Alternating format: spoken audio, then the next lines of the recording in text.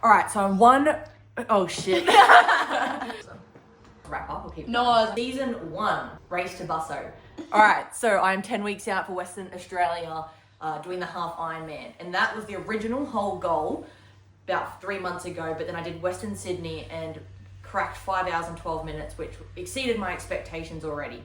And before doing Western Sydney, I signed myself up for turf games and I've just overloaded myself, but that is okay.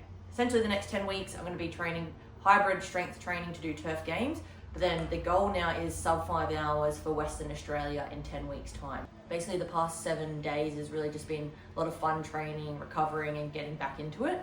And really now we start to focus on what can I improve on based on what I did last weekend over the next 10 weeks. So this morning's session was I joined squads, and squads is great to join because you're swimming with like a group of 10 to 20 people, and it gives that sort of similar race vibes when you're amongst everyone getting kicked in the face, or sometimes you take a breath and then you swallow water. So it's good to practice in those environments and you definitely get pushed rather than by yourself. And I encourage like anyone, if they can jump into like adult squads or something like that, it is fun because you don't have to like write out your script, check what the next thing is you're doing. It's pretty flowy of the coach telling you what to do. And then essentially we went to the velodrome and I did actually a heart rate testing session, which that was 1 hour and 10 minutes. And what we did is I have to ride as fast as I can essentially, and how much distance I get over 20 minutes with keeping my heart rate at 160 beats per minute. Then I have a 5-minute rest and then I do that 20 minutes again.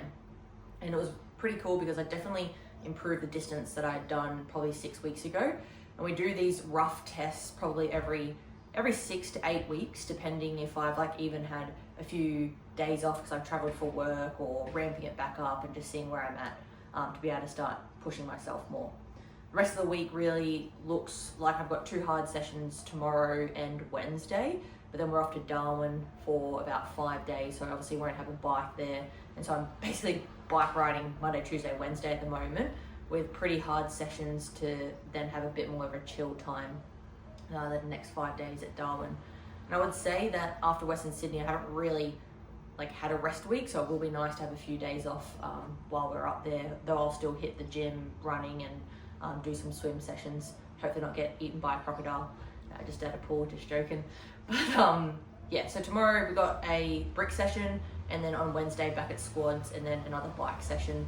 And then it'll be pretty limited gym over the next 3 days until we get up to Darwin, where I'll have a bit more free time as I got a few days off work. So at the moment, pretty excited about Race to Busso and see if I can crack the sub 5 hours. I would say definitely got room to improve on the swim, to be able to, I reckon I could shave 3-4 minutes off that from just racing. And then the transition T1, I reckon I could do 1 minute faster there. Then really the bike, I'm getting more and more comfortable on the bike to know like how much to push, how much to, just drop back a little bit so I can feel fresh on the run as well. And I rode 2 hours and 45 minutes over the 90-kilometer bike ride at Western Sydney. And the goal there would be able to shave off another 5 minutes over that total ride. And run, I'm pretty happy with based on a 4-minute and 54-second kilometer average. So the goal there is to actually just hold that pace and then maybe push like 6 kilometers at the end of the race, whereas I only pushed the last 3 kilometers at Western Sydney. And, everyone talks about Western Australia being a flat course, but I am pretty nervous because people say it gets windy there. But I would say a massive thing that I think is going to play a massive difference in Western Sydney to Busso as well is really the heat. Because I felt like Sydney, 22 degrees, it was like beautiful weather. It wasn't hot at all, and I felt like you could really stay hydrated, whereas I do think Western Australia by December it's going to be really hot on race day. So just on the bike, making sure I'm taking extra fluids and even running there as well. So it's pretty interesting over the past 3 months getting into triathlons. There's definitely like a lot to digest in terms of what bike are you going to race on, are you swimming in a suit, and it does become expensive if you want to, I think, shave off a few of those extra minutes as well, because a better bike does give you a better time, though I didn't believe that at the start. But when I first got my bike, essentially it came with race tires on the bike, and I started to ride really well.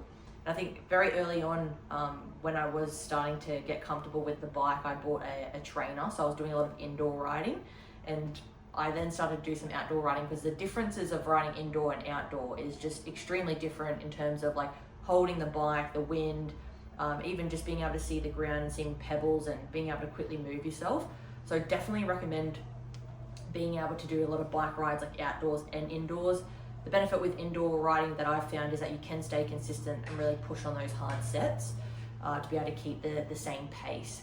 But essentially, on my first ride outdoors, I popped my tyre and I was like 45 minutes away from home, and it was a big disaster.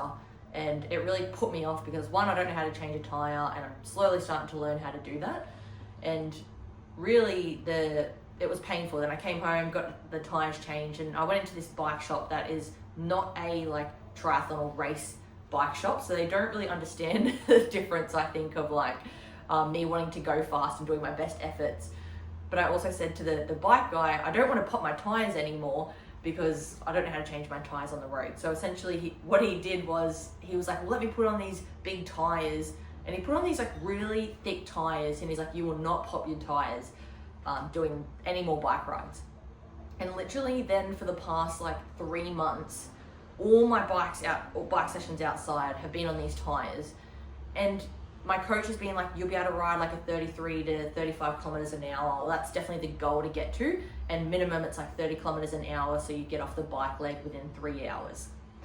And for the past 3 months, I have done like one session, which was like an hour long ride, and I just hit 30 kilometers an hour, and it was like the hardest session I've done. And every single time I went out with the group, I was just getting left behind.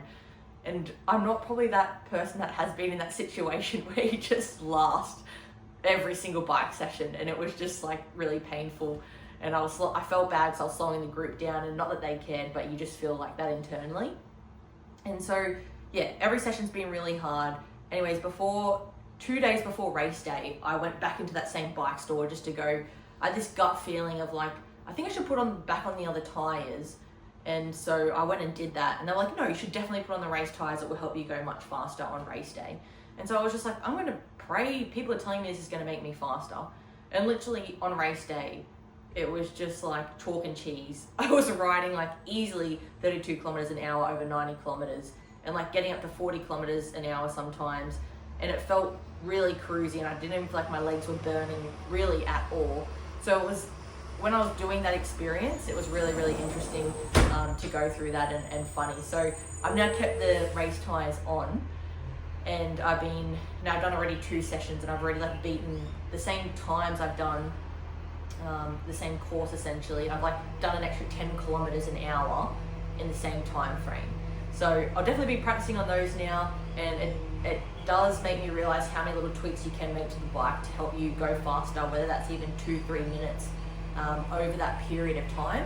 But it definitely adds up. If I'm going for sub 5 hours and trying to shave off those 12 minutes, where can I make those gains? Follow along and see the days of my life, what I'm doing for training, and see if I can shave off around 15 minutes in the half Ironman to crack the goal. Nice, mate. That's awesome.